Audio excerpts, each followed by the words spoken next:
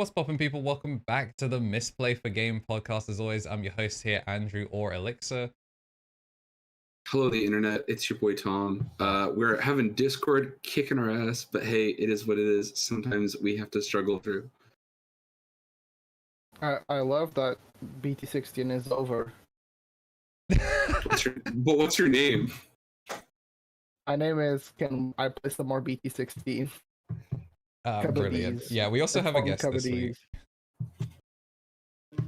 Hi guys, I'm out of frame. Oh, I'm going the wrong way. Let's go. Here we go. Right way. Hey guys, I'm James. Yeah, Let's go. Digimon Judge and worldwide Mr. Renowned Ed Sheeran.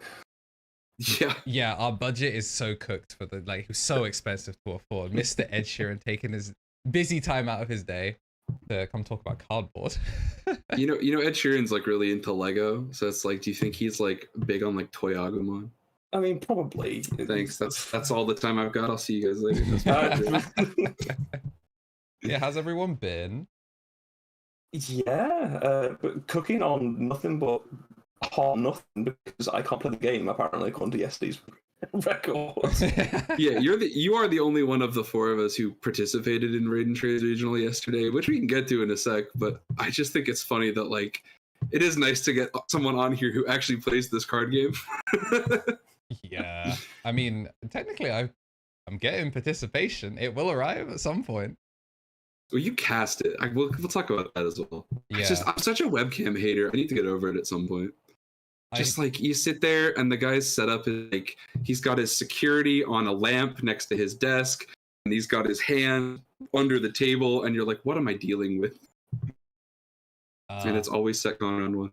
Yeah, I mean, Digimon, like, we didn't watch some good Digimon, but I was entertained nonetheless. Until finals, which was actually good Digimon. That was just some straight up good ass Digimon. Gambler's in chat and put on a show. I guess we can like address it. Imperial got its first win in the West since BT8. Very cool. Good job. Yeah, it's pretty sweet. It was a crazy finals too. Like we can go lists and stuff, provided it's all willingly public now. I don't want to leak anybody's stuff if the 50 isn't full. But it was a pretty cool one. I heard a lot of discussion. I know, Andrew, you've got more of you have some of the back end. I don't think you have all of it, but I heard a lot of discussion about it was a more than you'd expect from some BT16 events. A lot more in the way of like the colors were pretty evenly represented, and yeah, the stuff people always joke about. The stuff like a lot of the Numemons I think cannibalized each other because we were kind of just waiting. We saw a Numemon mirror like round 4 or something like that, and we were kind of just expecting Nume, but they conveniently were not on table 1 or the tables that we were watching, because we did actually bounce around a little bit, and then they had us on table 1 for final 2 rounds. So we got to actually see some pretty diverse decks. James was on round 1 playing the Belphapocally. You don't talk about it. It was fun to watch. It was one of those, because I was doing the producing. Every so often I'd look away to like look for a new card or something to bring up on the overlay, and I looked back and there were 4 Gizmon. I went, whoa, what happened? Oh yeah, I couldn't swing them because I didn't have any ATs in the bin, so I was like, I'll just play them and just draw some cards and hope I find something. It is fun though. I was saying in chat, I don't remember the last time I'd seen like prominent and well-known respected judge round 1 in an event. You know what I mean? It's like you got a lot of like, hey, it's Joe Schmo, the funny Mirage guy, or like, oh my god, it's local legend Dave only plays Bagra Army. But it was like, oh my god, no, this is like a real person in the scene that people like have asked questions of. I exist. And he's playing beyond judging. Yeah, and he's playing the most like I am here to make someone else unhappy list I've ever seen. You were sick of answering judge calls. Today you were causing them. Oh yeah, no, absolutely. I think is I didn't get a single judge call all day because lo and behold, when you have a judge playmat on the table, someone just gonna go, "How's this work?" And I'm like, "It's this," and they kind of go, "Actually, yeah, you're a judge. You probably know that, so I'm just gonna run with it." It was really funny. You did Ukomon backwards the entire time with the oh promo yeah, one. no, I'm fully aware I did that because I don't play Ukomon normally, so it's fine. I don't play Dexter on Uko. There is something incredibly funny about the misplays at the top. Is like we have Judge Matt, Misplay Ukomon, and then also the Numemon players are never beating the reading allegations. Round 4 being the Nume mirror and both of them forgetting that they were under each other's Valk was some of the funniest Digimon I have ever watched. Like, Did you not call the judge? We did. The judge showed up twice, I believe. Yeah, in the that judge event. was there, and I think they were checking something else. And then we pinged them to come back, and then because neither of the players noticed, so neither of the players understood why the judge was there. And they thought that it was like a rookie mistiming or something, and that they weren't speaking English. I think they were both German players. So because they didn't know what the problem was, they didn't understand why the judge was there, and it couldn't be resolved properly. And then it happened the next game, and then it wasn't till the third time it happened in game 3. They were like, "Oh, we're under Valk. We can't do Numemon Rush for lethal." It was like, oh, I'm just like, they figured it out, gang. There's something incredibly poetic though about the Numemon players just not knowing what any of their own cards do. It was a banger. I remember the point that got me that I was like, no way, they're gonna have conniptions live on the stream was you and Agito trying to figure out like because it was 2 Valks in a ruin mode where the individual instances where it was like, oh my god. And it had been so many like game state ruining mistakes taking place. I'm sympathetic to it because like if you're on stream on a regional, the nerves get to you and all that. I understand, but like the two of you were like, "There's no way it's happening a third time." That when the ruin mode got spun to bot deck and deleting for its like second -5, you were like, "Wait, this is like," and even that was like there were so many layers of everything going wrong. It was a good viewing experience. Yeah, it was incredible.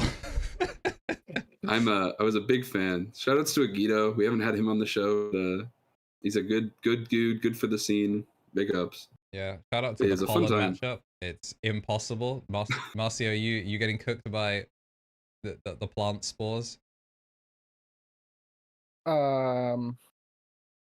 He'd have to go outside for that. When am I not? Yeah, I was in the garden today, so it was kind of rough. Like I took 140 milligrams of fexofenadine for like those of you that aren't just losing the plant matchup. Most people when they get antihistamines that are like plant stuff, it's like 10 milligrams of loratadine. Me, I'm on 14 times the recommended dose for that. And I still had to double up on tablets today, and I'm still sneezing. I am like, if you hear something, just put trumpet in chat. I was doing it all of yesterday because every time someone was blowing their nose directly into the microphone, I was like, beep beep. That'll be me. I'll get a little soundboard ready. But yeah. It was a great show. We had a lot to talk about from the regional, and kind of, correct me if I'm wrong, because I had a look at the regional schedule yesterday. That was the last regional of BT16. Which is just awful to say. Yeah, it was let me just confirm that, because the internet does that thing where if you say something wrong and then don't immediately confirm it, they will find you at the next local you play at. I think you are right, because the week before was the Spanish in-person one. Where Birds got second, and then it was online this weekend, and then there's another online one, but it's in July, which means it's definitely EX7. It's like first week of July or something. Yeah, that sounds right. It throws me off as well because I remember this summer is like, there's 2 Spanish regionals within 30 days of each other, but they're not in the same tournament block or the same format. And it's like, what the heck? Yes, the first regional afterwards will be I know there's one regional next weekend. Oh no, you are right, Marcio. There's the LATAM in Chile. Wait, no, I'm talking about No Heroes. Oh yeah, there's No Heroes next weekend. Are you locked in casting that? I should be. Heck yeah. We spoke it into existence. We've become mainstays. Marcio solo casting No Heroes, chilling by himself. I mean, I'll take it, I guess. I need to turn my light on, actually. Give me 1 second. I'm happy for the homies and all, but you know me, boys. I love me some LATAM Digimon. They do things different down under. And I'm about to be watching. Also, it's the actual Play LATAM guys, so that's like a big stream. So that'll be a banger. The last time we featured go ahead. Oh no, I was just saying, yeah, No Heroes. I liked working with them last time. As far as I know, I've spoke with some people, and I'll probably start prepping for it like this week. I think it is very funny that No Heroes has the UK curse of like they're now holding two. This is like the second time, at least that I know, that they're doing a tournament on the release week of a new set, or like when a new set had already been released. So I think last time it was the BT15 event that I casted with Yaw. 16 was like releasing for everywhere else but the UK, and next weekend, it's EX6 is releasing, and it's I believe a BT16 event. So. Unlucky. Classic.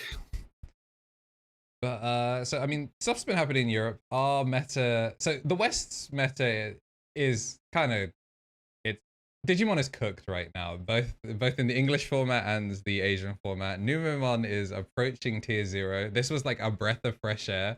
The finals was Imperial versus Armor, like the other like there's 4 decks in this format, let's be real. And Nume was originally supposed to be like that middle one in the little middle that's like the rogue deck that stands up to the big 3. And now it is the biggest of the big 3 and is the problem. But so it was nice to not see too much of it yesterday, but America, and did it win Oceania as well? Let me triple check. I don't believe so. It was like no, I think it was. I think Wang's Exact 50 has won 3 regionals, which is not normal. And I think Nume is like it was 46% represented at one of the more recent events. So like format's ruined. It's just over. We've got we'll see. We got people on mill. We always we knew I think there's always something to be said about these like start of summer formats, because if you remember BT12 last year, which everybody has thoughts on BT12 and the Beelzemon ban list and all of that. And I know we can talk about that till the cows come home. But like it was clearly like a 2-parter, right? Like those first like 8 really crazy decks. And then it was like, and in 6 weeks time, we're going to throw all the baby out with the bathwater, and you're going to get EX4, and we're going to tank random things. So like Mill came out, it was stupid and obnoxious. There was like the Splash Kuzaha stuff and Blue Flare. Like they like doing that. They like doing that, or they'll like sprinkle in just a little bit of cheese right at the end of a format that's super polarized. And this is doomed is a certain way to describe it. I definitely think polarized is a safer bet. But yeah, we are approaching cooked. I'll give you that. But it's exciting. I'm just glad to see that like the turnouts are really good still, despite it all. Like, regionals are doing really well. We on this pod, James, I don't know if you make a habit out of it, but every now and then here on the show, we'll just like decide to maliciously will North American players to go to their store regionals so that they eventually come out here in Europe for us. So it's like you got to manifest that somebody will get out of bed, drive to their local store. The problem is though, Bandai fumbled it so bad. It's not even drive to your local store. It's drive 3 states over to the one store that got selected in an 80-mile radius of you. Like, for whatever reason, only certain gold stores were given access to it. So, like, people can't go to store regionals if they wanted to. It's kind of rough. Yeah, it's pretty bad. So far, they'll get there, I believe. Yeah. Because it'll have to get to us, right? There's no way this one dies on the chopping board. Of course not. I apologize, Marcio, you were right. Benedict Yang did win the OCE regional with Numemon. It is not Huang's 50, but it's close. Yeah. Very close. Edamon Valkyrie was a mistake. Pretty wild, actually. Ah, well, that's how it is. But we can talk about some of these really quickly. We haven't got all of the full list unless you've got them handy from the back end, Andrew. We could talk about maybe some of the... Or should we keep some of those secret because people still have events? So Agito I always hate leaking the list. So Agito is going to be doing a top 16 breakdown at some point. He has access to the back end. I couldn't get into the back end to actually look at deck lists, so I just have 117 Discord picture submissions of people's lists. Oh, so that's awesome! I love that. I could trundle through every single username and try and find stuff, but it's certainly not worth the effort. Shoutouts though to like the cool like decks that we did see. Trix was on a warpath on Jesmon. That deck is still real in the formats. It has no place belonging. We saw Apocalypse Mill in round 1. I've been seeing Apocalypse Mill in random tournaments in the US, so That's That your deck fault, is- though. Yeah, that is. Yeah. That's your fault, though. You Yeah. should have. You gave it air again. You put the evil out into the world. Yeah. You watered the plant, Andrew. I watched it mill out a Secom player. I was like, you know what? This was worth it though. You know what? Actually, on that exact front, I did take it to locals. And I did mill out the Setcom player, so I'm happy to, W. to report that's a thing. We're repairing locals 1 mil at a time. Oh yeah, absolutely. All formats are more interesting with a variety of win conditions, guys. It's just good card games. Sometimes you want to watch a guy recover 119 times, and I want to watch him put his deck in the trash. That's how it is.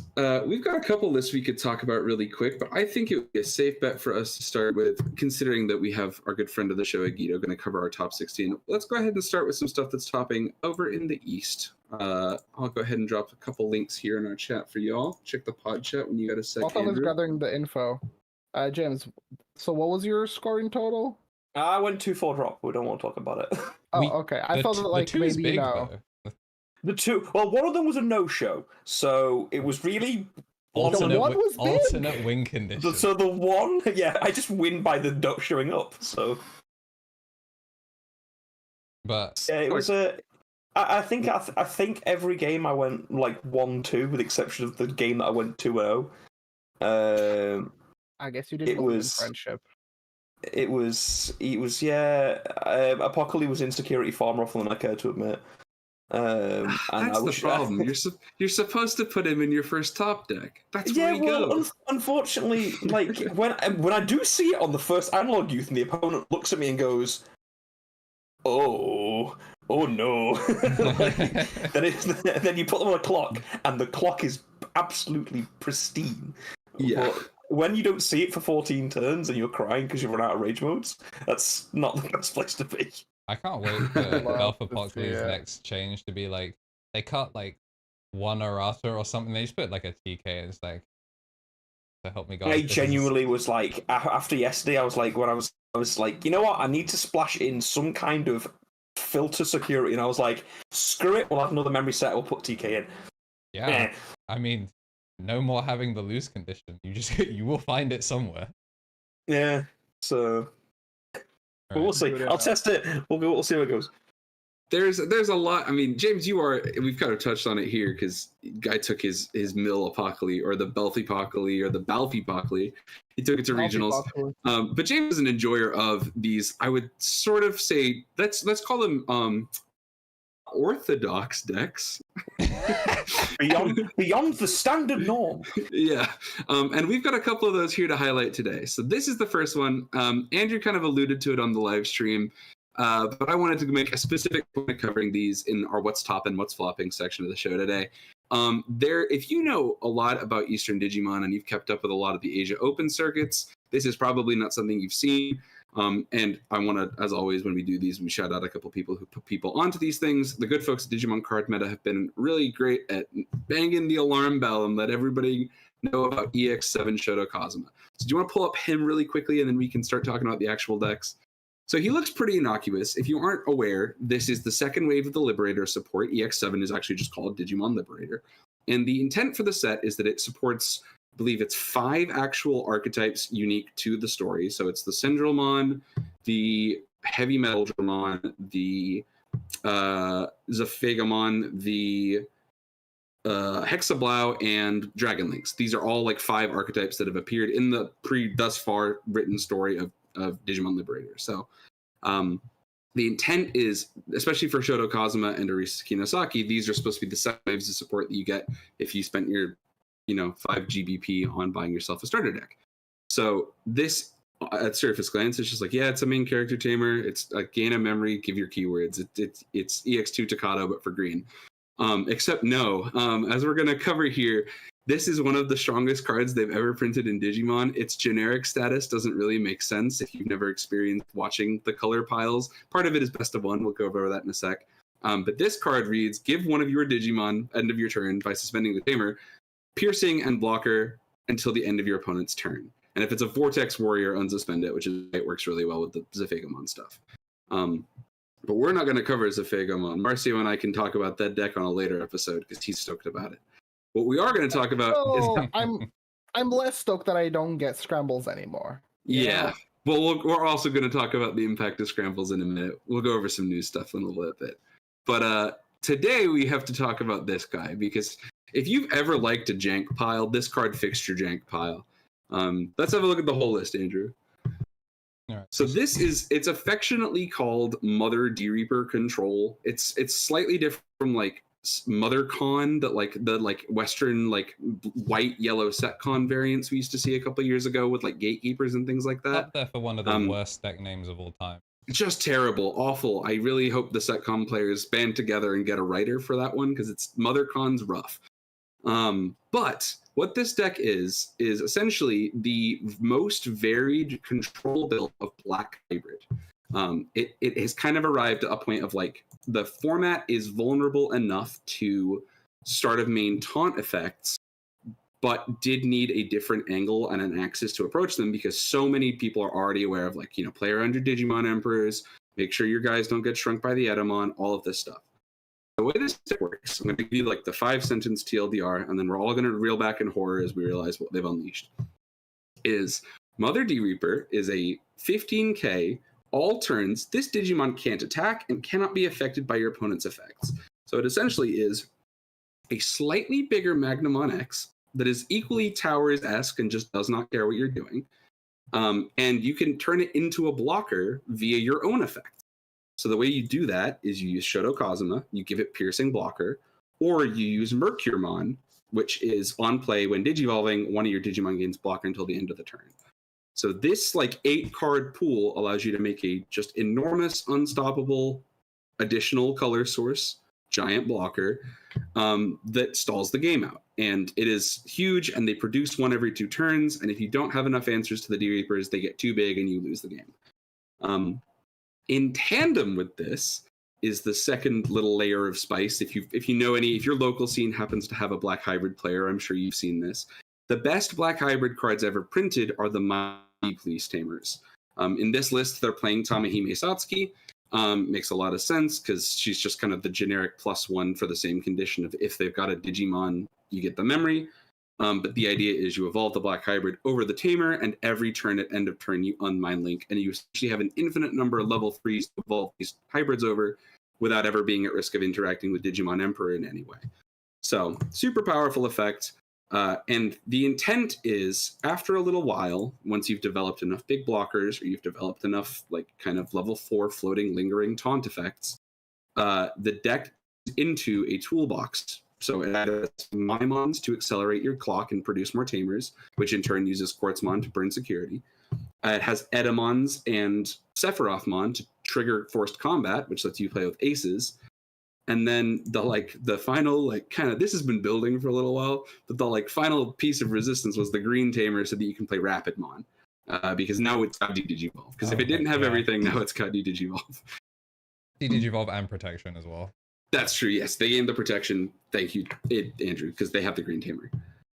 So this list is a really great generic skeleton that was sent my way. There are permutations of it that play a little bit more in the they've got some Crimson Blazes as tech cards to deal with some of the blue hybrid Ancient Garurumon stuff. The Taikimiya is really cool. Every copy of Taikimiya represents 2,000 more DP for your Mother D-Reaper. So eventually it just gets too big to be rated over and things like that as well, which is pretty crazy. And the final little sauce bit here is that you can use the aces at 6 and they just recover with Magna.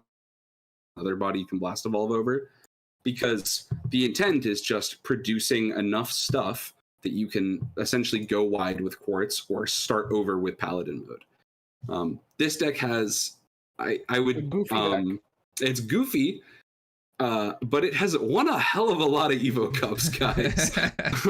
I think I checked some guys in East server the other day, and I got some numbers scraped around. Just from Japan, it's won 9 in the first. The set's only been out a week and a half. This is for the individual that, while everyone else is playing checkers, he's playing chess, or maybe maybe Connect 4. This is that kind of deck. This is you know what, guys? Dark Masters wasn't quite it for me.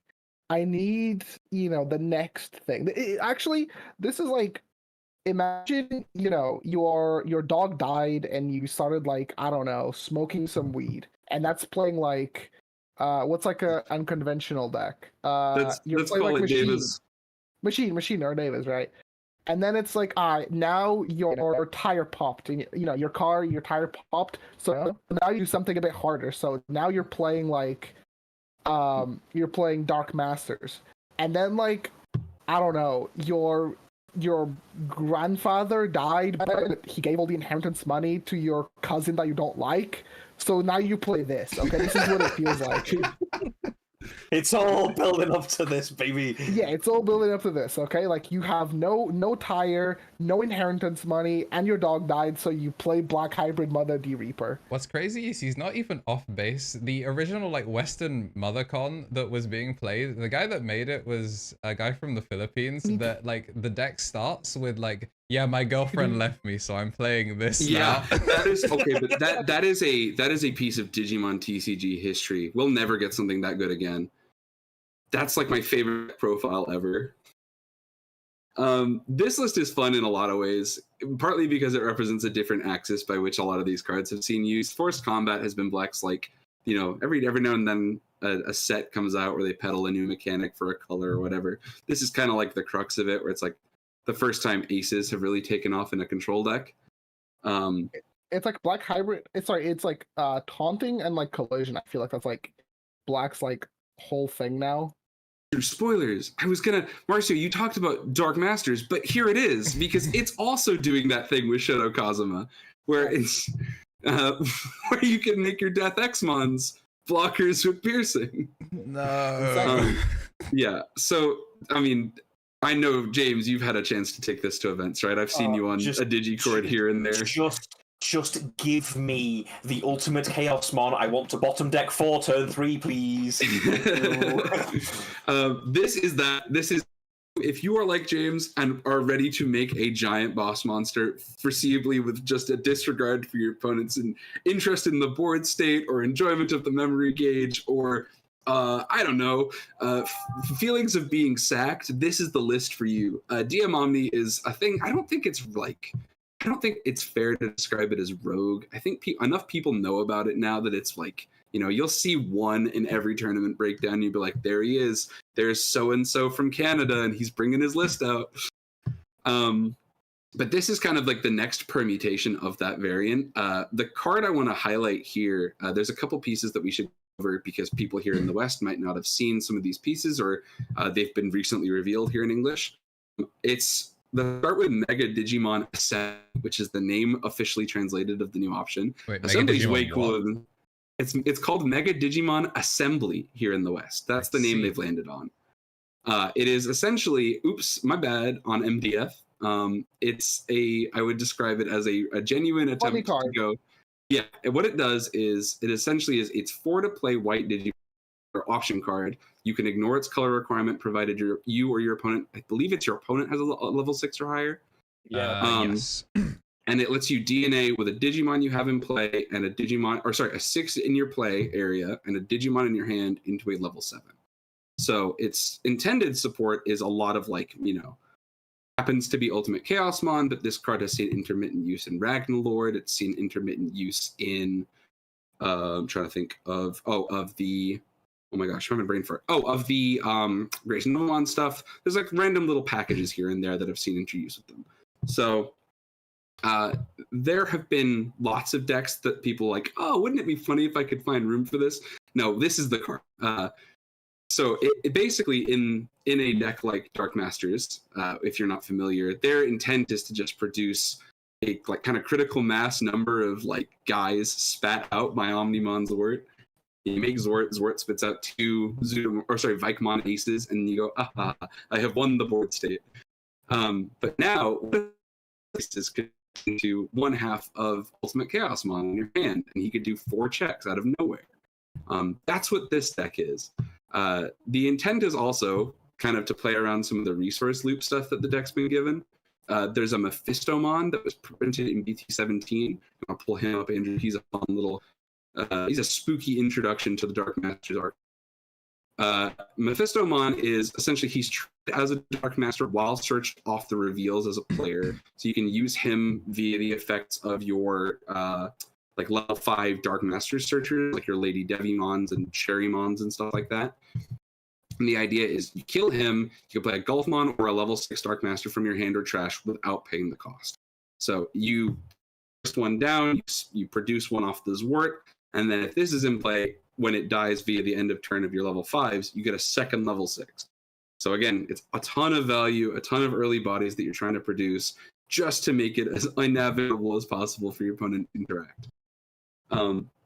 The last card on there that I think is worth highlighting is like kind of recent. This is like the newest card to this archetype.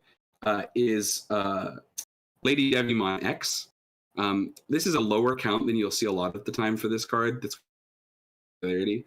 It is essentially a very cheeky kind of board expansion piece, because you'll notice that Trend this deck does a lot of board expansion. Lady Devimon X Antibody produces when digivolving and on play. On play and when digivolving, it triggers the end of attack deleted Digimon, so you can force your opponent to die via like an Edamon forced combat. And if it's got the source underneath it, which is the Lady Devimon that you spit out using Zwart, you can produce a 5k blocker retail body, which is really annoying for a lot of decks to navigate at the minute. So this is kind of like the, people joked about, like, what do you do with Dark Masters, like, now that Pokemon got hit? Like, where does it go? What kind of things can you make with these cards? It turns out you make a giant unaffected blocker, and then you build Dark Masters around it. Yeah, it's a hoot. It's very, very cool. I mean, cool at gunpoint. Yeah, exactly. This is the like kind of the more unorthodox version. I will say this one's, I would say, markedly less popular than Mother Reaper Black hybrids. Like, that list is much more popular in places better with Evo Cups. But the last of these like unconventional archetypes to really take off is the Demon Lords. Demon Lords, get your pre-orders in for EX6 now. Haha. Is the like next like Mega Zoo archetype that wishes for us here in the West. It's kind of a side grade to a Royal Knights pile, a similar effect where the egg produces a state where you can reduce the play cost of these level 5 and 6 Digimon. Really build the, and then unlike using a level 7 white Digimon, use a level 7 purple Digimon and burn security instead of swinging 9 guys. So interestingly, this one isn't showing the Yggdrasil because, I mean, they haven't choice restricted it yet, but this deck also just had a chance to Giga Ultra High Roll you if you top decked your 5th egg, because none of the, like, the whole gimmick is, since it's purple, all the Digimon, when they would leave play, go under the gate, or they get to put something in from trash under the gate, so you're, like, deleting stuff and then loading it. And then at start of main, deleting everything that's on your board, kind of like how Yggdrasil sucks everything back up. But if you top deck KingDrazel _7d6, the whole deletion thing just doesn't happen. So slam an idiot. Just get to play Mega Zoo. Yeah. Have your Leviamon stick around. It will swing. You also get an extra copy of the reduction inherit. So you go from a maximum reduction of 9 to a maximum reduction of 12. Which I makes think it's your a sick joke that they were like, let's make Belphamon green. Sick joke. Why? The card sees really infrequent build play, but like if you are a balloon guy and you were sick of losing to rage mode, it does feel like a prank that they did on you. Yeah, I'm actually getting punked. Yeah, it's you and Harry, because like Oriumon being half green and all of that is just like, what does Alphamon hate? Getting turned sideways and punched. Let's make the new support green.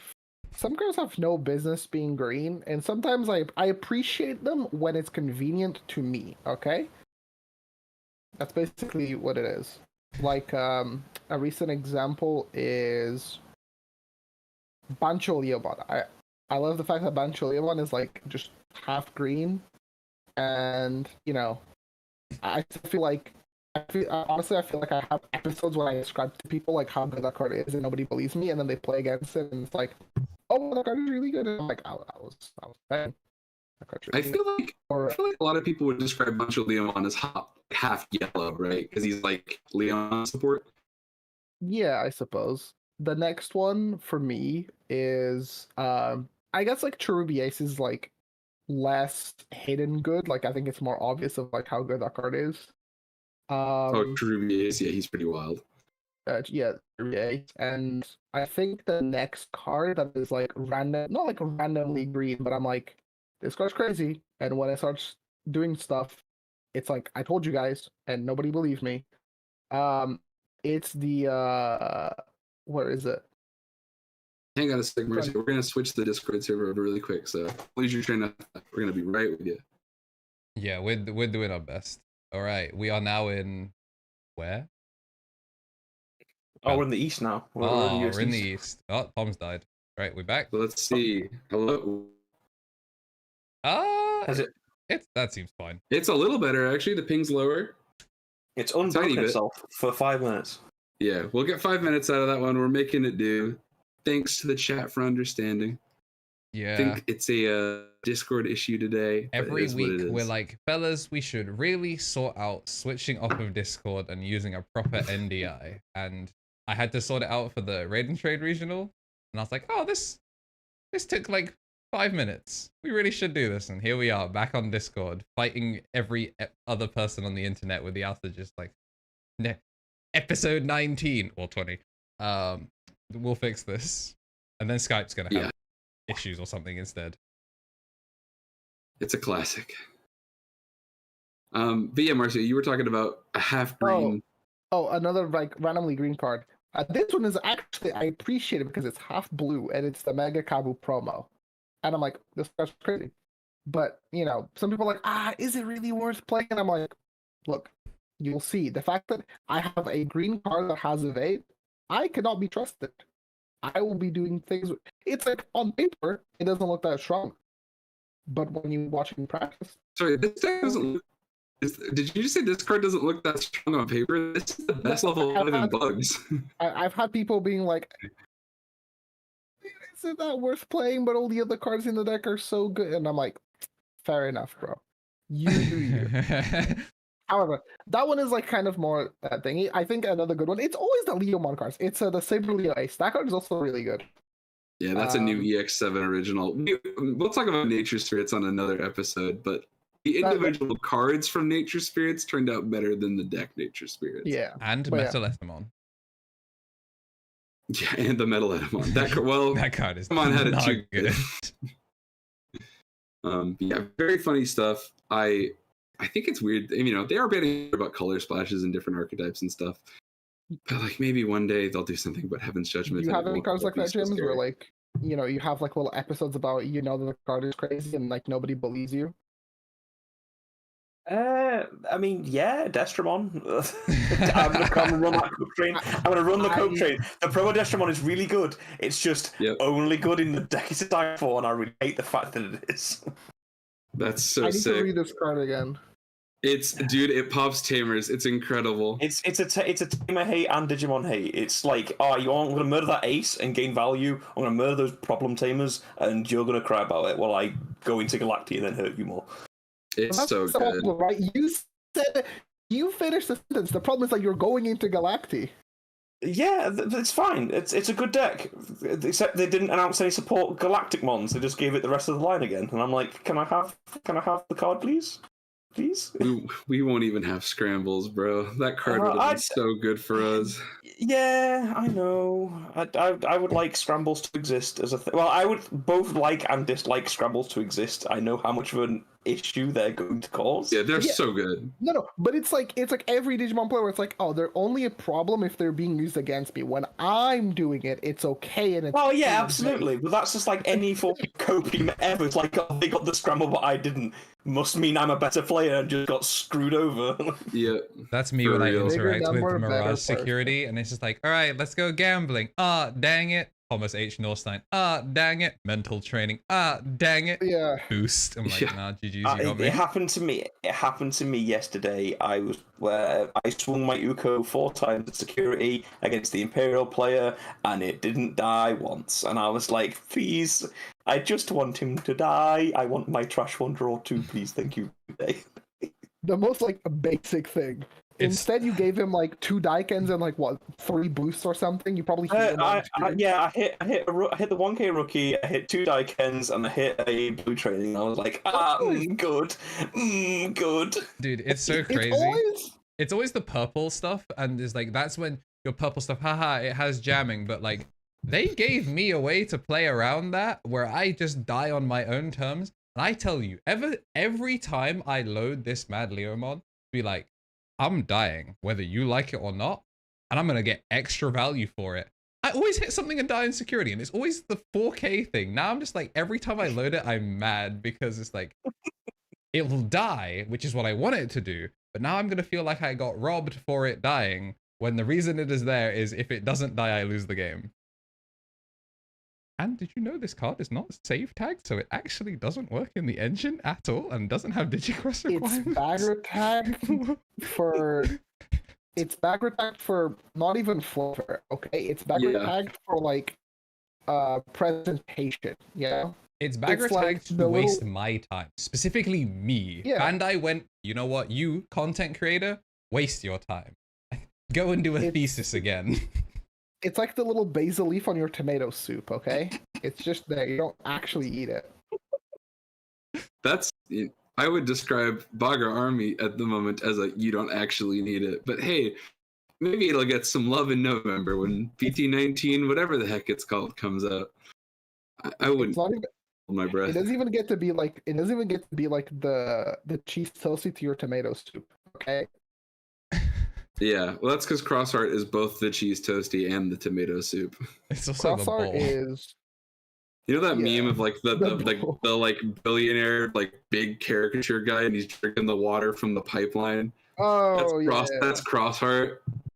And then like every other thing. When was the last time that Crossheart got support? BT15, right? With doesn't count. Oh, Cross 2 doesn't count.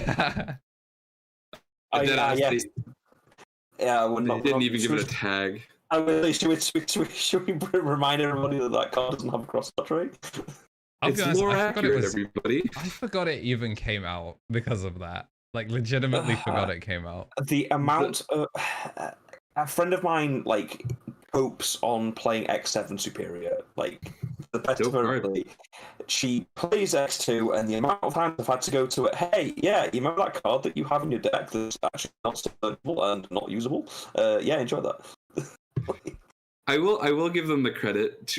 Bandai's most recent Tamer Party pack over in the Eastern format features Shoutmon X Darulumon Cannon or whatever it's called. Oh yeah. That card is like actually kind of decent and solves a couple problems for some matchups. Like it's really efficient spot removal and extra names are always really cool. So that card is noteworthy enough support included, I would say. But like I'll get like cross 6 and it's gonna be like a it's going to be the hot new 20 quid super rare that you need that totally spins a matchup on its head. We haven't had this. It says the floodgates don't work. We haven't had a super rare, but when was the last time we had like a really expensive super? I mean, I remember BWG. Anubis, like BWG.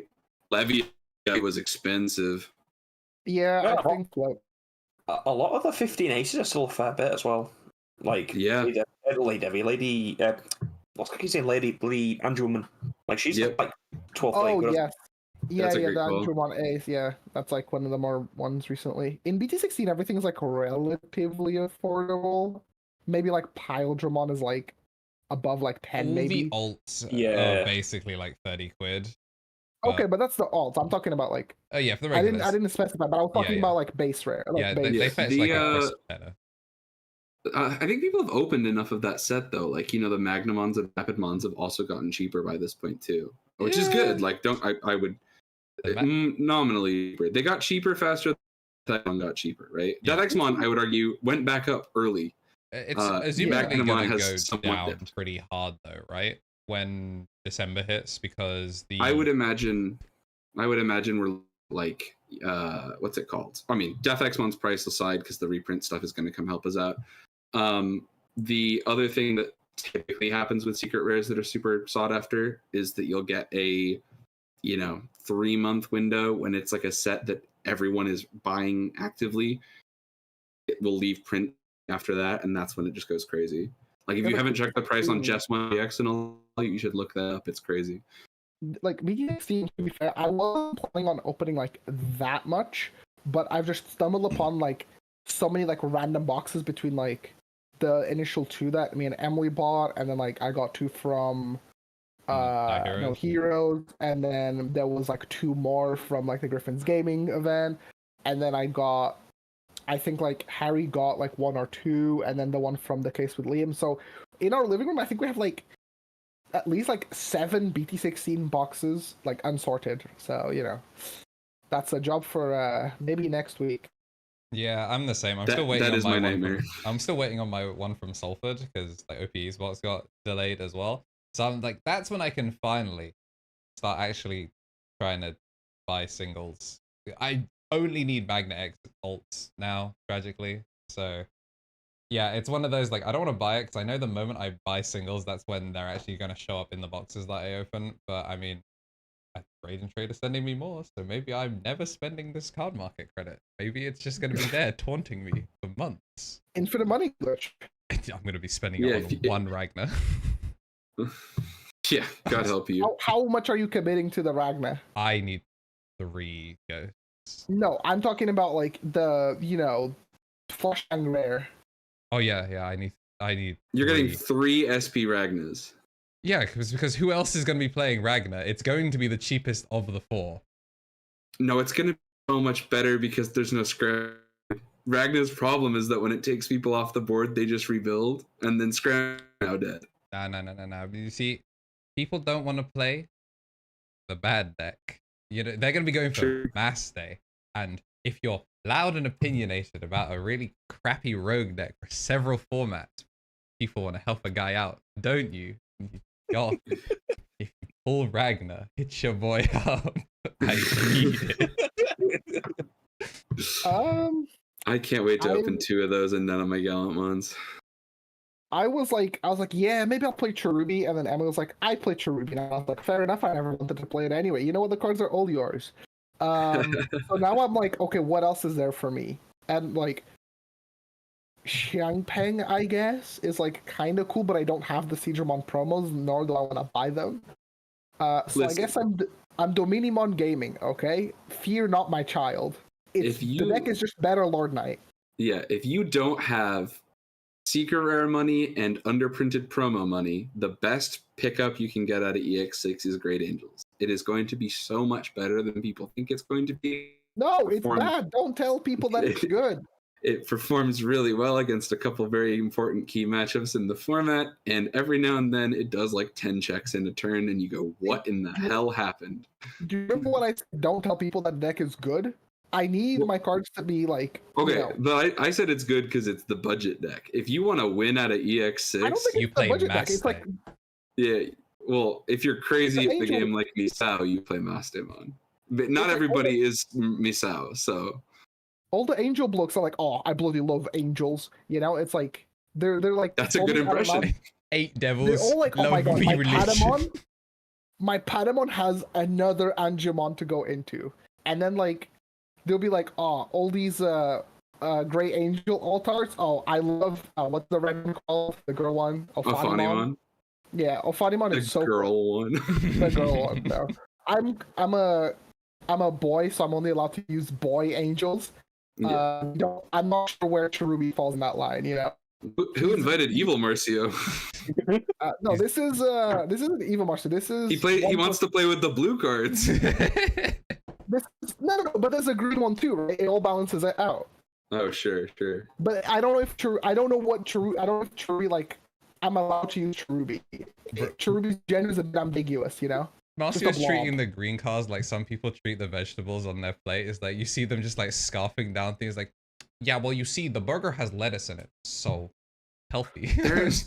I think there's like true beauty in the green player psyche, right? Because you get like the best deck in the game for like half a year, the underdog color, because they yell about it enough. It's like, oh, Cherubi, he's gonna be like, it's the weird blob one that nobody remembered, and then like people are gonna play their locals, and Alliance is like super real in 17, and no one knows. Okay. You see, that's the thing, right? Alliance is perceived to be very bad because like all people remember was EX4 swing my level 4, going to my level 5, and die in security. Like that's what people remember about Alliance. So nobody's actually going to like pick up those cards. And I'm not telling you that you should pick up Alliance. The deck is really funny, but everyone's perception of Alliance is that it's a bad deck. The problem I have with the Alliance is also that our Alliance rep right now is Trix, and he is such a bad Trix is such a bad where the barometer for how good a deck is, because if he sets his mind to it, he makes every tier 1.5 deck look incredibly consistent, and then you play anyone else on the list and you're like, wow, this deck is in need of support. I really did think there was a chance at this top 32 this weekend. Yeah. It was touch and go. Turns out if you find Imperial players, you can beat them over the head with a Just My GX. Classic. But yeah, that's I feel like there's a couple things in EX6. I'm sure everybody's seen enough stuff about it now. It comes out on Friday. Pick your cards up. Blah blah blah. Support your local games. You've heard this from us 1,000,001 times now. But specifically, this is going to be a fun one because some of these cards stand to be very different from how they performed in the Eastern format, because we are going to be having different sets of promos than they got. So, is Demon Lords going to be way better because people can't just revive Simons? Yeah, for sure. But is that going to be enough to make it the best? We'll see. So, fun times. EX6. That'll be good too. That's all. I go through the EX6 FAQs on the wiki and stuff. That is the most cursed collection of judge rulings I've ever seen. You go through the way Demon Lords interacts with some stuff, and it's like, okay, what do I trigger first? The gate or when I'm leaving the battle area? And it's like, it's up to you, dude. It's a your turn effect. Figure this out. Have you played the game before? Good times. Yeah, when Marcio is back, I think it might be, you know what, we'll let people know ahead of time. If you're on YouTube, we do love our YouTube audience, but if you like playing in game shows, we have a live game show. It'll be going on YouTube for all the people that do want to come watch it later. But if you want to play along, head over to twitch.tv/KnTElixar. We'll give you a little bit of time to get over there, because we're going to be doing something that we haven't done in so long that I'm stalling for time because I do not remember what the hotkey is. Get to this scene. That's exciting. Just go through them.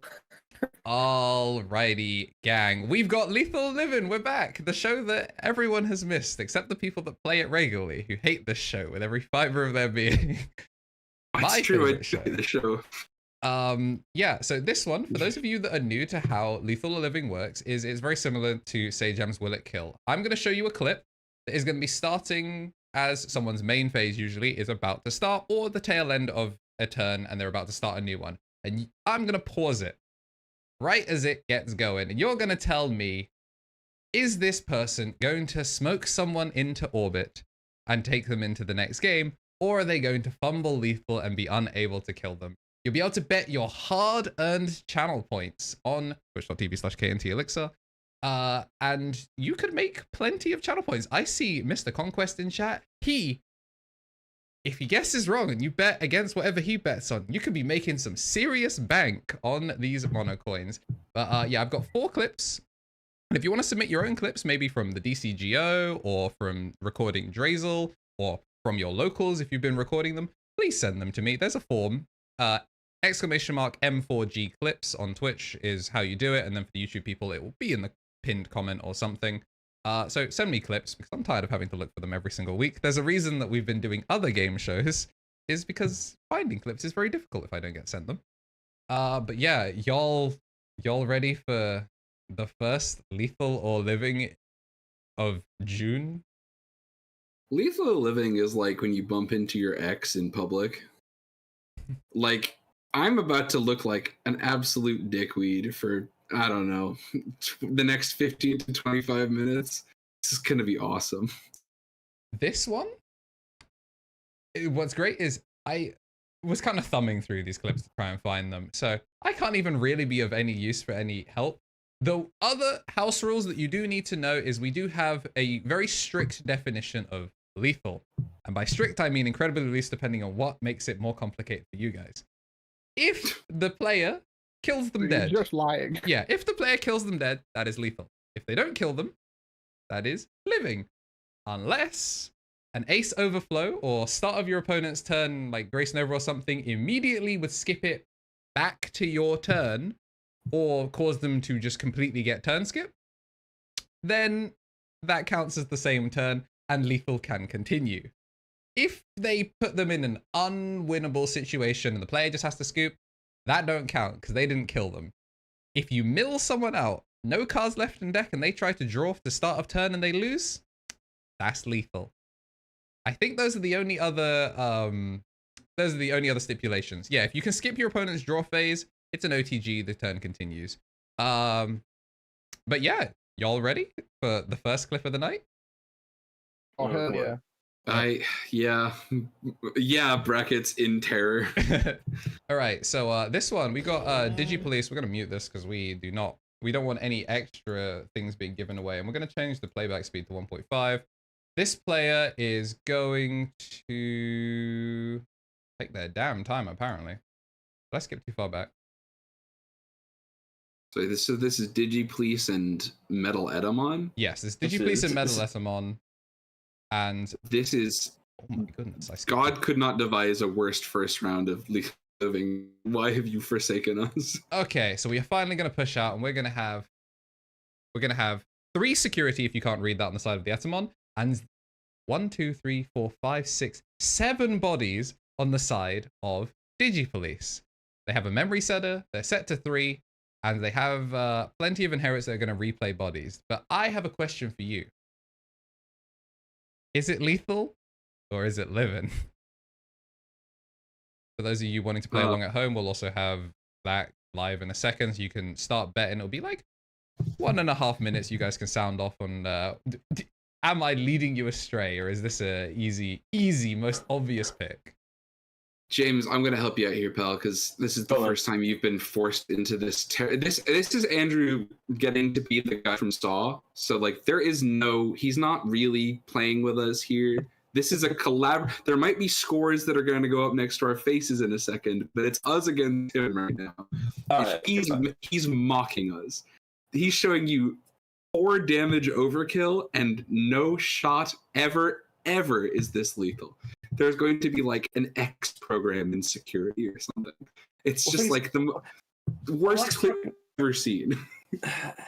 This is where like I'm looking at this kind of going like, is this man gonna like spicy flip like a Crimson Blaze like out of security? Like it could be that bad. This is what he does to us. Oh, I think I'm gonna have to go. I'm gonna have to go with he kills. I'm gonna have to go. I can't justify looking at that board state and go, nah, he's fine. Ah, lethal. Look at a lethal. I like it. I refuse to give in to my Stockholm syndrome here on the show. So I'm vehemently in camp living. I've never seen it so good before. Metal Edamon is that guy, and he will survive the turn. All right, interesting. It's beyond belief. Everyone thinks Etamon lives, which, I mean, so far, I mean, there's still plenty of time on the clock for people to make some changes. Chat, I'm here with you. You understand me. It's fine. I'm just going to prove you all wrong. Don't worry about it. Marcia, what are you thinking? I mean, you've played one of these decks. I played both, I think. Okay, so Edamon can redirect and then heal 1, so he takes effectively 2 damage off the board. Yes, there is also the Etamon inherit that plays out a body. I don't think he has the protection one though. That's fine. And then assuming that he stacks the Edamon that like puts in the one that like plays the Edamon from hand, he's basically just going to tank all of this. I don't even think like the rest of the secret is going to be that funny. He'll just like tank all of the hits. However, what's really funny is that I don't think the Edimon player in the long run actually wins this, but they will probably live. And then the D Brigade player will eventually win. Like, that's how I picture this game going. These are just like two fucking idiots who are just like, I'm going to play Digimon, assuming my opponent doesn't read my cards, right? And then like, yeah, they just get paired into each other. Like, this is what it is, and it's like, bro. And then they're stuck playing like a 50 game round one. So he lives this time. All right. Well, the everyone on the Twitch chat, their mono coins are going towards living. Not even a single person took a 10 mono coin punt to just rob everyone. I cannot wait for this all to be proving you all wrong. Please, just let me see Nume Sasuke for game. That's all I want to see. He's got 3 memory. You can do it. Well, the greatest bit about this is you find out real interesting information as the thing goes on. As the most obvious thing that happens is slightly off screen for you guys. I am staring at a card that is blocked by the overlay. Oh, really? Yeah, that's cool, Andrew. Man's cheating. What's this? Admittedly, I don't think any of you could have possibly. Sorry, what? Quartz. He's quartzing the entire board to burn 3. Huh? No, but then he still gets redirected. So when you said 3 idiots that are going to just completely throw,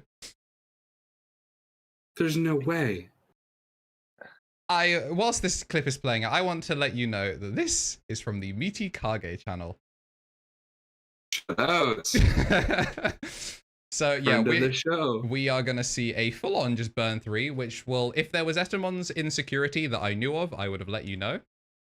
I didn't know of, and it wouldn't matter because all 3 of them are gonna get burned. So now he goes affect the stack, right? And then he plays out a guy. He hits. Nothing really used here.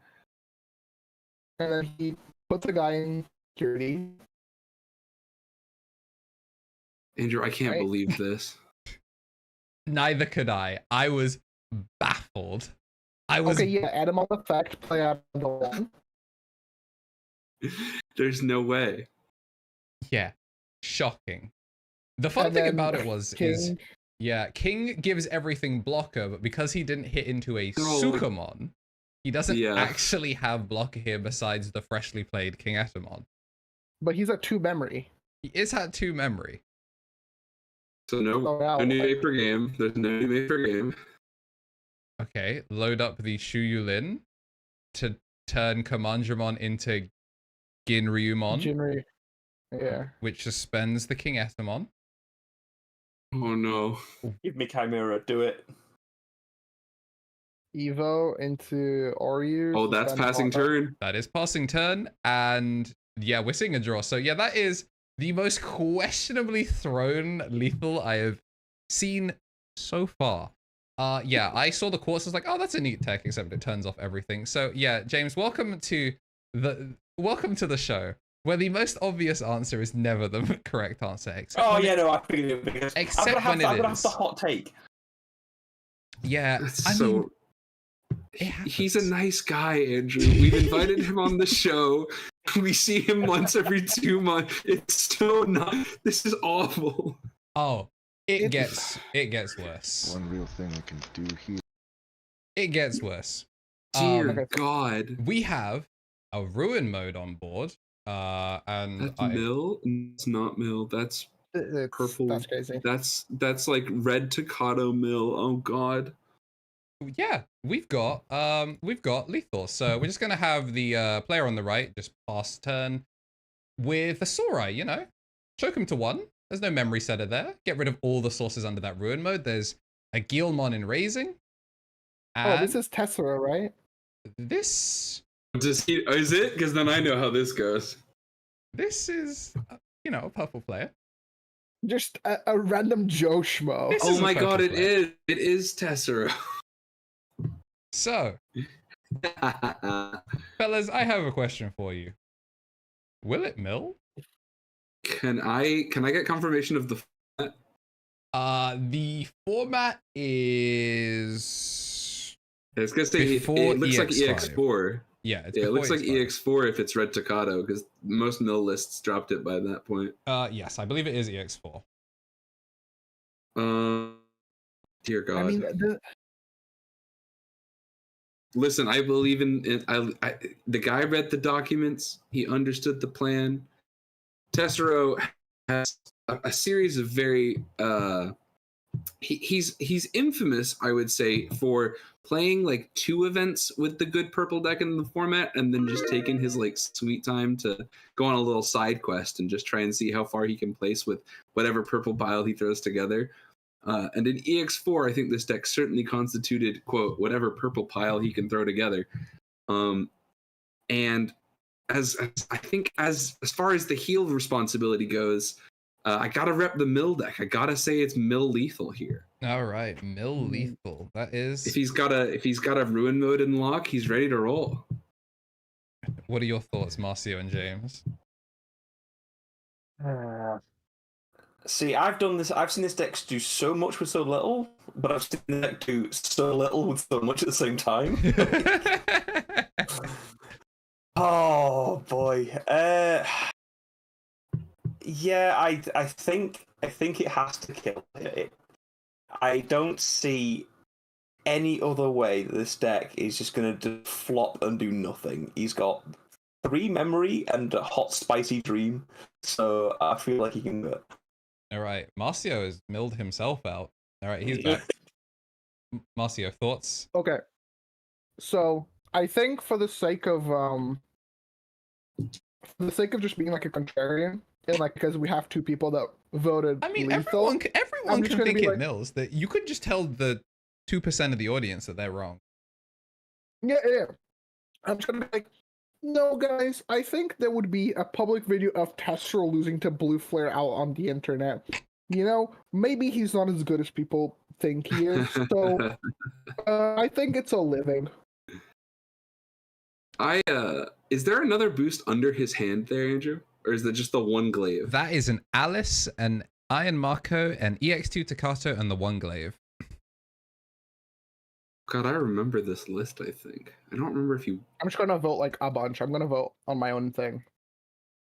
Well, there we go. That's peak. The time is market manipulation, my favorite. Actually. These guys play both sides so often. I have seen Tom go, but what if? And then he's got like 2K on the other vote. But the audience went pretty overwhelmingly in favor of lethal. I think everyone is a Tessero believer. Marcio, you also Tessero believer? No, I said. Okay, you're fully committing. Respectable. All right. No, nothing, bro. He uploads a loss every now and then. Yeah, he's got to remind you that the deck doesn't do everything, and I want you to know that he is so not confident in the audio for this. The point that I couldn't remember what the outcome was. Which just get like sacked by like something silly. Listen, the thing with mill stuff here too is I'm looking at his discard pile, and the things that are not there are maybe more telling than the things that are there. I think he's going to have the most disturbing Jack Raid pop off you've ever seen. Well, Jack Raid needs to go. Yeah, I mean, amen, preach and true. Slinger off the top to give you an extra memory is always a nice feeling. So no Jack Raid needed. He also didn't know if he had a War Growl. He started that line hoping he would mill the War Growl and didn't. And then went, oh, and then found one because there was one in trash. There goes the Jack Raid +2 memory because we're at 20. Unfortunately, I couldn't figure out. I think it was over 10 cards left in deck. Now I think there's certainly less than 10 cards left in deck. Approaching 7? But Tom, where would you go from here? As our resident mill expert. 1, 2, 3, 4, 5, 6, 7. Yeah, 7 cards left in deck. 7 cards on the blue flare side. Yeah. He's dead, dude. It's over. I was right. He's completely cooked. It's literally just it's just Alice tap something out, pop like the ruin mode or something, and then like full resend on the Millith, and then just completely begin to combo off. Especially if he's on Alice, like he can add more back, or sorry, if he's on Iron Mako, he can add to the top here. But there's just no shot for the blue flare guy here. If he's got a single into a Lilithmon, the game is just over. Oh. Well, he's milling 3, and then we're playing out a Guilmon, and we have Blitz, and then it's gonna pop the Gilmon, and then that's gonna mill the last two, which is also gonna. Yeah. Is there a Gilmon that makes him mill? Yeah, when it dies, it melts through. Yeah. Ah, and there's the second two, so he's gonna Blitz. Who cares about the check? And we, yes, are going to have a mill out. A very unconvincing one, but a mill out nonetheless. And I think it's actually our first mill on Lethal or Living. What do you mean very unconvincing? This looks like the most like telegraphed, like, yeah, he gets the mill. I was just being a contrarian for entertainment. So yes, it's Tessero, which obviously makes things, as soon as you figured out it was Tessero, it makes things a lot more difficult. But yeah, listening back to the audio of this, he made this mill up on the fly because he didn't actually have the pieces, or he didn't think he had the pieces when he did it. He just pushed out and went, I got to do something. I've got no security. Part of, I will say, I've played too many event mill, and part of what makes the list tick is just the meta of like what isn't yet in my discard pile to make my next 3 mills incredible. And you just have to live your entire life on like, then I'm about to hit 2 Death Slingers and immediately win the game. And if you don't, you just don't tell your friends about it later. Yeah, we only like examples of us cooking people on the internet. So is this from today? I haven't watched the video, so I'm well, exposed as a non-day one watcher. This one's the ad-free version for the members. Shout out to all the members that get to watch cool content like this ad-free, sometimes even several hours early. So we're gonna have an Etamon come down, and there is a Valkyrymon in hand. But are we going to somehow engineer lethal? Yes, there's a lot of bodies on board. Everything 5 coalesce is about to explode. There is no blocker source under any of these, so technically the 1k blue Meramon that did get taunted is going to connect with security, which does mean that we do have an 8k. But I want to know from you guys, do you think that Dog Loop has got it like that? Is this your 50? This is my 50. Okay. It's him playing it. I don't know. I know it's him playing it, but he might have got it off somebody. I know he works with. There's like a little back that they all go to when they're like, "How today will I abuse Anubis eat BT4?" It's me. It's me and Nate, like Batman and Alfred. We're just staring at the data, like, how do we make a more fucked up list? It's so true. So sorry. The turn player is Anubis. They're about to trigger an Etamon that was forced combat from last turn. And I'm trying to make out the board state. Yeah, for the audio listeners, so there's 2 Ukos, an Etamon, a Chumon, memory blocker, very important, and the BT16 Uko on the left player side. On the right, we have a Labramon that's about to die, a Cerberusmon, which is 7k, a Blue Meramon, which is 6k. It does have 2 inherits under it. We have a Pharaohmon that has gain back a memory when pitch, gain back a memory when, or gain back 2 memory when a Digimon's played by effect, and there is an Anubismon with a Cerberus X underneath it. Yeah. What are you thinking? Okay. Thanks for the follows, guys, as well. The people that get follows get 300 mono coins. Put them to good use on a Lethal Living bet. We've played this game a couple times, and what happens typically is if I have a good showing, something terrible happens. And I have to acknowledge it, because maybe this time I'll get some karma out of it, and it won't go terrible, and I won't lose all my coins, and Marcia won't beat me again. He's not even sat down, and he's going to beat me. Except not today. Not today. Today, Andrew, I am simultaneously your good friend and your biggest hater, and you do not have it like that. What would happen if this was the other way around is a game of Lethal Living would develop where you have somehow miraculously, after getting board wiped, dug 17 cards deep and found the one of Anubis. But today, this clip, the one of Anubis is the bottom card of your security, and he can't save you. You're done. You're cooked. He's living. Respectable. What do you guys think? Because the audience does not have much time. Did I give you guys 2 minutes? Was that a 2-minute prediction? I just thought my funny monologue would take up enough time and incense the chat. There we go. it's updating. But yeah, what do you guys think? James, I'm sure you've definitely seen these 50 cards moving in the order that they're about to. It's awful. Yeah, it's the craziest I list. It's one of those, like, I know what it can do. I know how stupid it can be. The question is it? Like, you know what? I think I'm gonna have to take the other side of the fence, and I think it does do it. I think it finds that one of Anubis and just goes, hee, I win now. You know, respectable. Marcia, what do you think? You, who has also seen these 50 cards moving. It's like, let me think. Yeah, he's got Is it. there a deck He's got the profile? video up on the second monitor. He's just scrolling through. I'm just like, very interesting. Wow. And what timestamp is it again, real quick?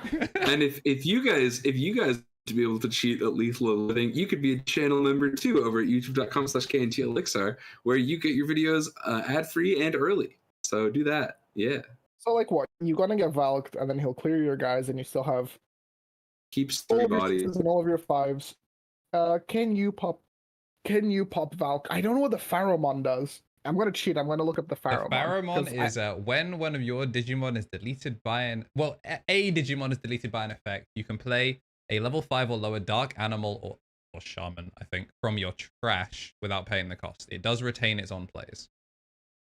Wait, hold on. I need to visualize this card, right? Because Sorry, is it when it is deleted or when it would be deleted? When it is deleted. When a Digimon is deleted by an effect. Okay. This card sucks. No, it's actually low-key crack. I It was thought it pretty sucked good. too, but it's low-key kind of nice. It's not bad. It's not bad. So what? Something will die. You play out of 5, Dark Animal, and then Baba Booey. Maybe you get back to your Anubis, and then you have like what 3 memory plus some like ESSs. How many security is that? 3. Looks like 3. Oh, you get to retain your on plays. Oh, you fucking bastard! You're playing the werewolf mode to like pop in and like gain 9 memory or something stupid. Yeah. You got Look at that little smile. Yeah. You got it. Because like, there's Morgan even put like Subway Surfers on. Okay. They're trying to be funny, so it's like Okay. But he'll get the werewolf mode. Guys, you're not seeing the bigger picture here. He's going to get the werewolf mode, and then the last security check is Heaven's Judgment. Like, karma exists for these moments. Well, we were playing 50-50 split. I forgot to do you know what? We get to do, we have new technology as well. All right. Anyways, there's the Valk. yeah. So there goes the Etta. This is going to die because it was -3, then -5. We have 3 bodies and 4 memory to play with. Labra in the back. You have 8 memory to play with. Your Pharaoh. You didn't trigger your Pharaoh. You're trolling. It's not deleted by an effect, is it? It's deleted by a game It's a rule. state check. That's a state check. We have a whole video on it, Marcio. The 22-minute epic. I'm not watching that again. All right. Well, the Anubismon was in house. Oh my god! Oh, there it is. I hate this game. So off we pitch a scatter mode. We're just checking to see, you know, so many things we could get rid of. There goes a Doba to the trash. Put a second Anubis. We're gonna play a Blumera. We're gonna pop the Chumon straight away. We're gonna gain back some memory off of that. You know what? We did also delete a Digimon by an effect, so we will get to play out a Dark Animal from trash. What we thinking? We're thinking a little hard about this. You know what? We decided we're just gonna do that later. Wait, did I pick the wrong turn? Wait, one sec. One sec. Andrew. One sec. Are you double bluffing us right now? Wait, no. Fellas, This is an act. You fucked up your own game show. No, I fucked up my own game show. One sec. I knew it. That was not the right clip. I knew it. That was not the right clip. Give me a sec. You know what? This was a bait. What do you mean that wasn't the right clip? No, that was not the right clip. That was One my sec. channel points. One sec. No, see, Tom, you are right. He is your friend. He is gonna scam you. I hate this so much. So that he's not even going to give you the right fucking clip. Yeah, this is only the second time I've done that. I swear I had the right There's no timestamp. way. There's dude. Look, get in the comments, YouTube audience, if you're seeing this later when editing Andrew throws it together, how robbed have I been today? I could have had a winning record on Lethal Living. What the You fuck? did rob the 30 channel points. Calm down. It's fine. Yeah, it's true. Wait, yeah. I swear I thought that was the right clip. What the fuck? Dang, Mr. Elixir, how will you respond to the cheating at your own game show allegations? Okay, well, the house always wins, which is just a well-known fact. Speaking of the Gamblers house will always spend before winning. they win Okay, big. but anyway, you guys get all of your channel points back because I'm a fair and magnanimous person. Also, the vote was split 50-50, so it's whatever. Whilst I look for the correct clip, we're going to show you what is also probably the correct clip from another recent event. If you got to tune in, you would have heard my voice talking about this one. This one was from the finals. You know what? That's probably information I could have not given. You know, it's on the screen. This is from the finals of the Ultimate Cup, where we're gonna watch an Imperial player try and resolve a combo. This is so. They so have been cursed. given. Don't let anything stick. 3 memory. 3 memory. Nothing on board. A memory setter and 2 of the dual tamers versus 1, 2, 3, 4, 5 security and a blocker. What we thinking, fellas? This is so embarrassing. I see. I have outside information. I know what the actual answer to this question is. I'm going to say shut up until the end. I also not have into the video yet. Yeah, I also have some outsider information, but I straight up don't remember if this is the turn or not. So you're Because, telling like- me this Imperial player that's blue card highlighted on screen, and what does he start off with? Like Daiken Davis? It's double everything in Daiken the back. and 1 memory setter Davis, which is why they went to 3. So And nothing in 3 raising.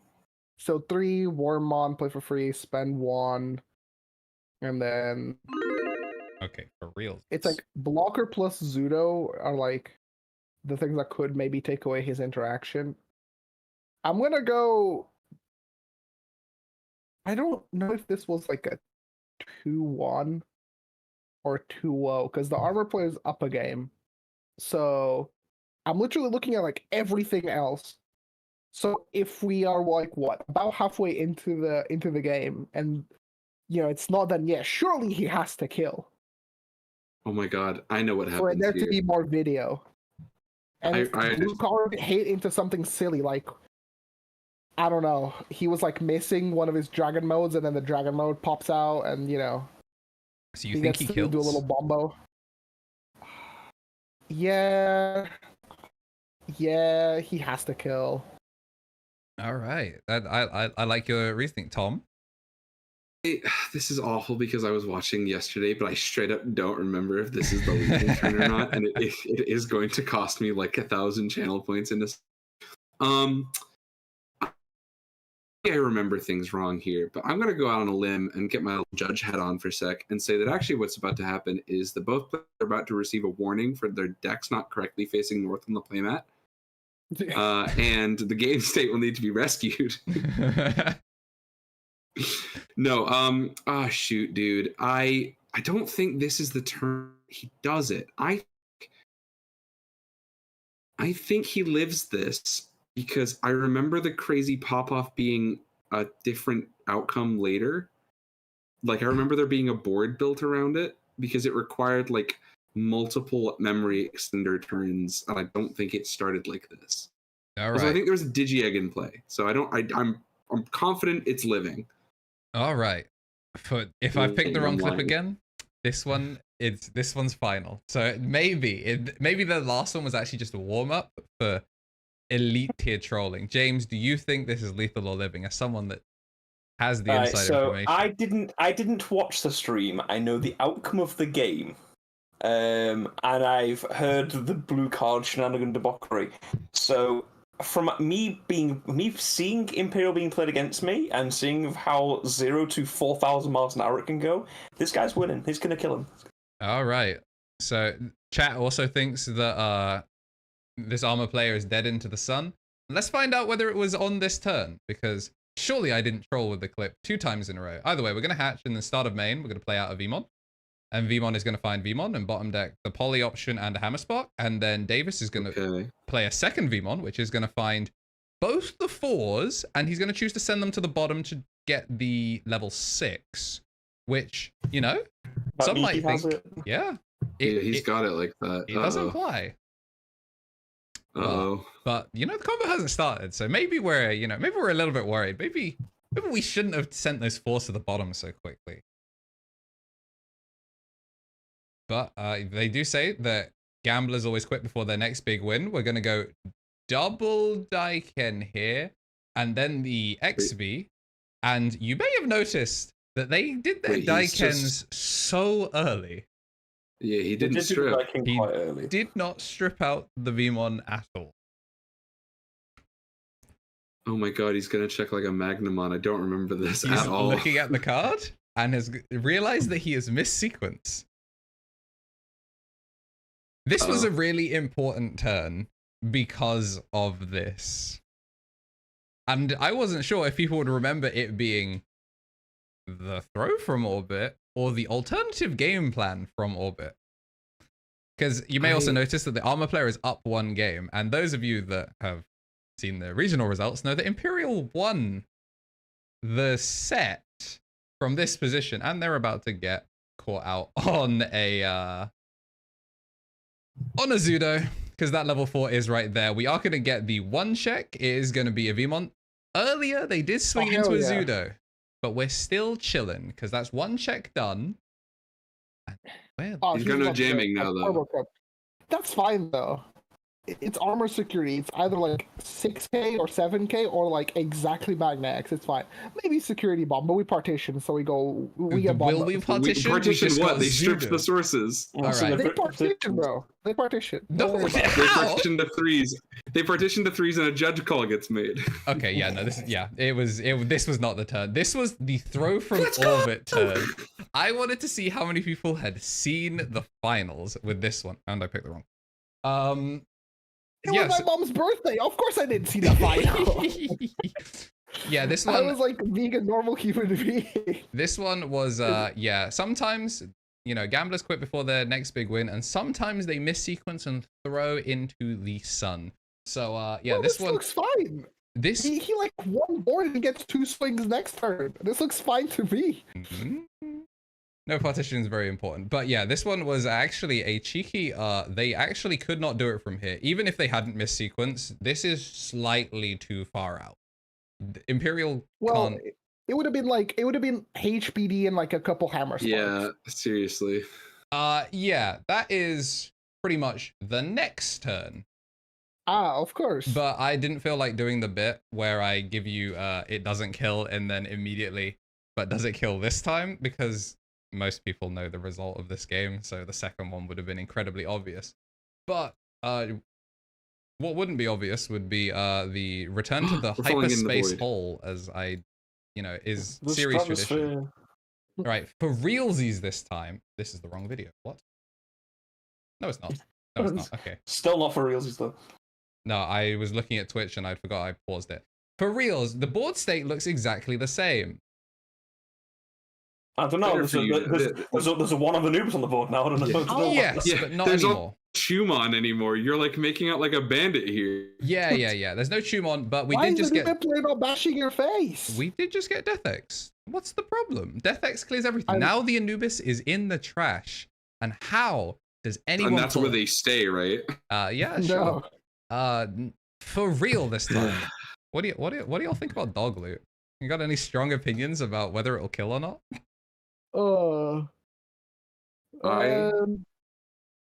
I want the record to show that I predicted correctly the first time. Up the goalposts and moved them. So, despite the fact that I'm already 4-0 here, I'm going to have to go 5-0 and say that this time, once again, you don't have it like that. You're still missing pieces, and now that you have to spend resources returning the one of... Dude, it's 3 security, 5 guys. Yeah, but it's Numemon. He's going to check the security, and then he's going to absolutely get blown out by, like, Heaven's Judgment. Okay, and then he has, like, 4 memory, and he just evolves into, like, literally anything and plays out another guy. No, because Andrew's doing something here. He won't swing his 5s until there are Anubis's rushing. Why wouldn't he? I don't think Andrew's that stupid to not just go swing. He's not. It's dog loop, not dog finally end the game in a correct and manageable game state. You know how the point of looping is to win the game. You know how you win the game? You loop their security into game 2, okay? You tell the loop players that. entered Malamyotismon so that they couldn't accidentally forget to end the game anymore. Sometimes Digimon players will just like randomly spend memory and like play into loose conditions where all they have to do is swing. And I think that a week ago exactly, Andrew was smart enough to just swing. Bro, just fucking swing. I swear to God, if you lose this one, I'm going to be the one swinging at you in game, of course. Andrew, I'm putting 10,000 channel points on you griefing this. 10,000? I only have 7,000. I don't even have like. I'm not even spending 7,000. You know. I'm putting 10,000. Oh, really? Pony up. No, I mean I want points for next week or the week after or whenever we do this. This man's just gonna drop 50 points and be like, yes, feed me. Yeah, actually, I'll do 100 points. You know. Nobody says I don't do it for the content. Yeah, that's Andrew, there's no way. There's no way. You grief this every day. You're gonna have like a darkness wave, and it was surprise, it's Armon. No, like there's the nothing. Thing about Andrew is like he locks in for times he doesn't have to. Unofficial 3v3 event, that is like peak performance Andrew. He's not even getting a serial Omni at the end of the day. Friendly exhibition match at, you know, like CIS headquarters playing against like one of his old coworkers. That's when you get peak Andrew, not when he's playing like in an actual tournament, okay? And he's just gonna swing. He just has to swing. I wish I paid more attention to locals. I would have remembered if you won this or not. well. You're a terrible friend. You're even a member, so you could have seen this footage. Podcast. All right, yeah. James, what do you think? Sorry, James. I have to go on the same mentality as Marcio. It's like, if you don't just swing out and just win the game, yeah, okay, the Valkyrie's gonna bonk a target, but you're like, oh no, delete ban effect. I'm just gonna do more now. Thanks, bye, good day. Well, y'all, sometimes the player matchup is really, really important. And there's a reason Subway Surfers is at the bottom. It's because your boy... Yeah, there we go. Got to get that play in at the back. Yeah, we are not just swinging. We are going to make sure the dogs loot. But we'll swing. I'm going to beat your ass. We'll swing. We'll swing some cards. You see, we'll draw one trash one. That's a Nidhogg. That's an extra memory. You know what that does? That prints an extra swing, probably. All those draws. Look at all the memory we just got. Ye of little faith. So much value. Look at all the value he's getting. Next turn, he'll use the value, I believe. Yeah. I mean, look, there's an Ignite. That's going to blow something up. That has to swing in order to use its effect. As Rush. Well, I say no faith. Marcio actually does have faith. He voted living, so technically he is the one of the most faith. You are trolling. Yeah. But the memories are 8. Yeah, we're at 8. We're getting a... Is that a Prime Video ad? Are you kidding me? Hey, speaking of Prime Video, you can subscribe on Twitch. Even Luis to just stop the play because that's really funny. Yeah, so the Anubis wouldn't have done anything. It would have been a detriment. That is sour, man. That's like, you know what? I will bring out my rookie. Okay, yeah, Demonic Disaster. We're swinging again. We're blowing stuff up for no reason. Is that my copy of Demonic Disaster Island? Yes, it is. We got a game. Let's go. They don't play Heaven's Judgment in Nume. They're all like, I gotta play like, you know, all famously, gas. They just keep it in the deck box. Oh, well. The most offensive card they'll play is like Venus. Yeah. Okay, I guess not the For context, the next... So, this is 8 minutes of the video. You still lost. I lose this set in about 5 minutes. Yeah, exactly. That's why it was online, because you won the game that you had to win. And then when it didn't matter anymore, you don't care. Yeah, I was gonna... When you said about why would Tessera upload a game of him losing, and I was just like, damn, that's such a great segue. Anyway, here's a clip of me losing. But yeah, that was this week's just generally making Tom's life worse. I hope you guys have fun, James. I hope you enjoyed being a guest for Lethal or Living. I did. It was a good time of me not knowing how this game works. Apparently, still. Yeah, it's a drain on the sanity. If you want to watch back, if you want to do some VOD analysis, we have a whole playlist of 3 iterations of this game. And if people want to send me clips, so you're not beholden to whatever the hell I can find on the internet, use !M4G clips in order to to send us like 30 to 45-second videos that may or may not have someone killed. DCGO makes it so easy. Please use Shadowplay or something. But as always, thanks for joining me on Lethal or Living. Do we have anything else for the pod in general? Yeah, it is with effect immediately that I announced my retirement from Misplay for Game. It has been fun, but I realized that the thing this week that I'd like to plug is a fork into an outlet. So I'll see you guys later. I got 7,000 points. I'm chilling. No, we got. It's just I like to think that sometimes you spend some work trying to produce a show with your friends. You really try and get the lines all put together, and you find that there's never been 5 rounds of this show before. Get in the comments. I was robbed. Anyway, we've got one last thing to look forward to for today's programming note, which is the announcement of the final block of June through August and Block 3 regionals. I would love to go over those really quickly. It's kind of exciting. They've finally started trickling stuff in for September. Nothing here in Europe. I'll go ahead and drop that in our pod chat for you guys here today. Well, we have a judge, that works with the organizing. You would tell us if there was like an event, right, James? You would tell us, right? Now, as much as I would love to be like, hey, here's like 4 events, I know nothing. I am not actually affiliated to the guys that I work for as much as I would love to be. One day. I get told, like, when the judges find out, like 4 hours before the players find out. So, yeah. That's awesome. The good news is, part of what comes from this out here is just, as James said, we might not have the prior notice that we'd like to, but they've announced them in blocks this year. We do now have registration and application periods. So you want to scroll to the bottom here. We can go through the actual dates in a second, so we can talk about what formats different things are going to be in. But the application periods are now public. So we know that for September events, registration will have to have started by June 30th. For October events, registration will start by July 28th.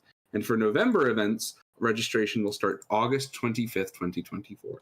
So all of these things are fun little coincidences, because essentially we're kind of looking at 3 different formats here.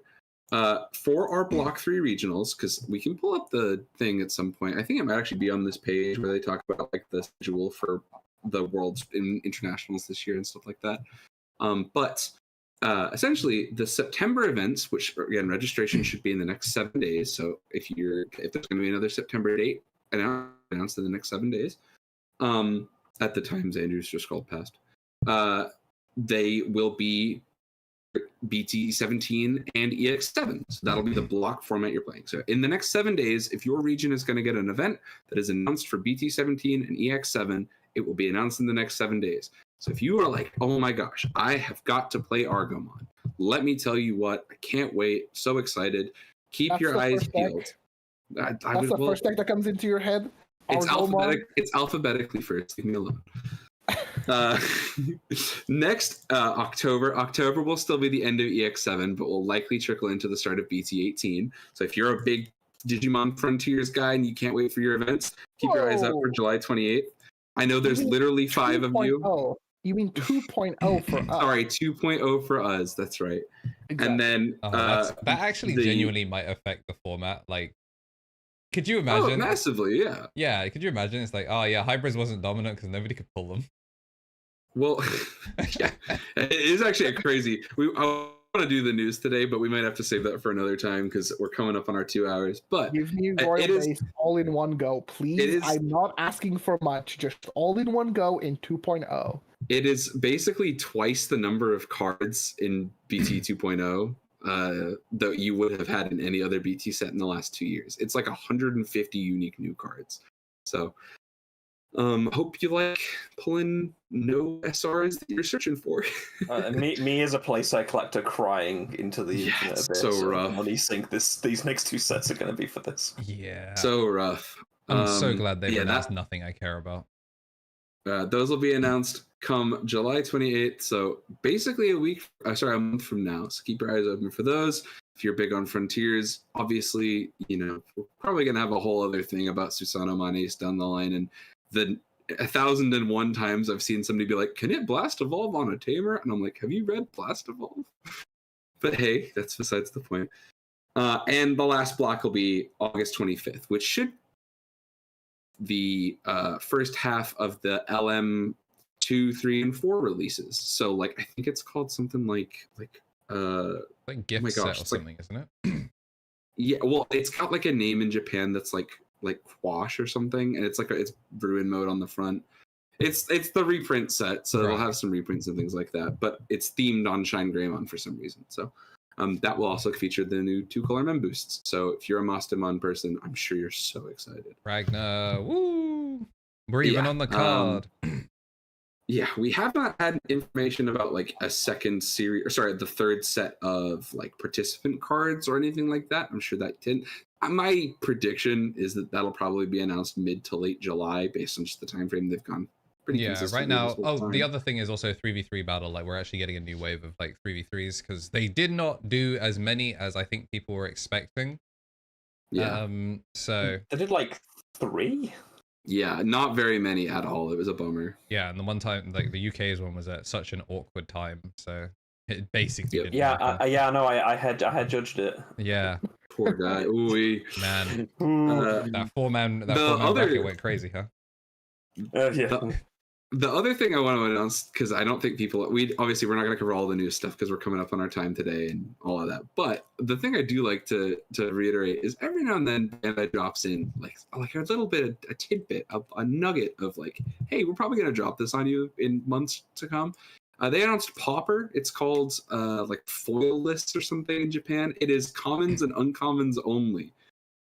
Do you think So the demo decks count towards that? Yeah, they have rarity marks still, King. Sorry. All right, I tried. But we do know that is being teased as part of the release schedule for BT18 events over in the Eastern Bloc. So I can only imagine that if you're a big fan of the side formats that you and your friends can go and play when you drop after Go X2, start looking around at your commons and uncommons. And if I catch you playing my Argomon list, we're going to have problems. Did you know Anubismon is an uncommon? It's disturbing. Yeah. I don't know why they do that to your decks. Yeah. But yeah, I would say that pretty much wraps up all of our stuff. James, thank you so much for being on here. You got anything you'd like to plug, buddy? Anything, anywhere that people can know about? No, I don't think I do actually. Hit me up on Card Market. I don't know. Yeah. Yeah, you are actually a pretty prominent card market seller. I do love seeing you on there every so often. It's like, oh, nice. Yeah, I Very still need cool. to catch up on like the past 4 sets, but it's fine. And then in terms of things for us, because you know this is how we usually do it, go ahead and follow us over on all the socials. You can follow and get ad-free live stream viewing experiences using Amazon Prime's Twitch Prime over at KnTElixar's Twitch channel, twitch.tv/KnTElixar. You can do that. It's free if you pay for it. If you're a student, it's free, so it's worth checking out. I know every now and then the summers are weird one. I know a lot of the students go back to, they don't show up the locals, they go back home. But if you're like, you know what, I miss playing Digimon at my local store, this will fill the gap. Also follow the TikTok. Yeah, we do have a TikTok. It has been updated recently with stuff from YouTube Shorts if you just prefer to be on TikTok before it gets, I don't know, jettisoned into space by the United States military. Then yeah, follow us on there. It's Misplay for Game Pod. We're gonna try and get more podcast clips. So you know, stuff like You Cannot Stop Me from Dicking the Omni. We'll have more stuff like that. Marcio is a walking TikTok like generator, and I just have not been keeping up with it. If you're on Twitch and you're watching on Twitch and we say something stupid, clip it. It makes my life a little bit easier. But yeah, this is pretty much all for the wrap up. As always, hope you enjoyed wherever you're listening, be it Spotify, live here on YouTube and Twitch, if you enjoy playing along for Lethal or Living, or you just are watching the VOD and want to show up next time. Hopefully we'll be here on Saturday. Big thank you to James for dropping by. And if you are a champion, you'll hopefully be seeing bonus content that we're going to record shortly after the podcast, where I will also show off some of the Lethal or Living new graphics that I did not use once today because I forgot. So if you want to see what those could have been, be the champion level for champion level or higher on YouTube members, because we're going to be talking about the best 0, 1, 2, maybe 3 memory that can be spent in the Digimon card game right now. as part of a upcoming series of the best memory that you can spend at any level. But yeah, Making memories. another successful one, question mark, under the books. Oh wait, I have fellas. something. Oh, I have go on.